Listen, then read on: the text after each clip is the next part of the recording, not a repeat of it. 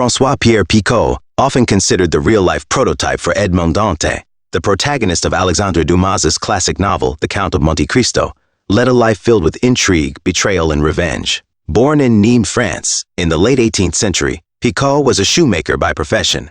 His story bears remarkable similarities to the fictional tale of Dantès, making him a fascinating figure in history.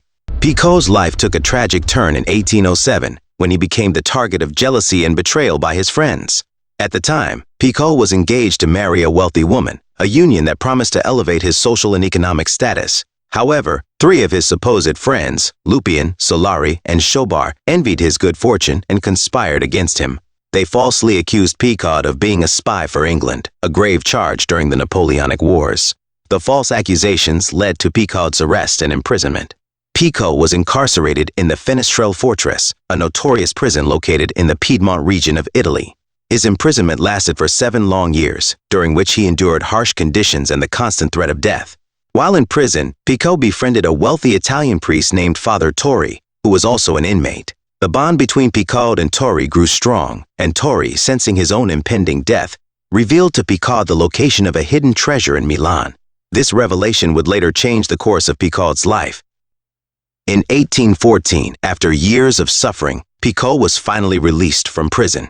Armed with the knowledge of the hidden treasure, he traveled to Milan and took possession of the wealth that Father Torri had revealed to him. Picaud returned to Paris, but he did not resume his former life. Instead, he adopted a new identity, and over the next decade, he meticulously plotted and executed a plan to exact revenge on those who had betrayed him.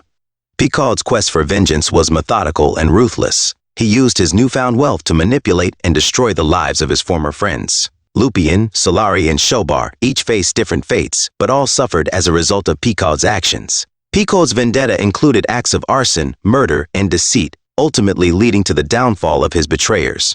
His ability to carry out such a complex plan of revenge earned him a reputation as a master of intrigue and retribution. The story of François Picaud was documented in French police records and became a subject of fascination for writers and historians. Alexandre Dumas, who was known for drawing inspiration from historical events and figures, used Picaud's life as the foundation for his novel, The Count of Monte Cristo, published in 1844. Dumas's depiction of Edmond Dantès, a man wronged by his friends and driven by a desire for revenge, closely mirrors the experiences of Picaud. The novel's themes of betrayal, imprisonment, and revenge resonated with readers and cemented The Count of Monte Cristo as a literary classic.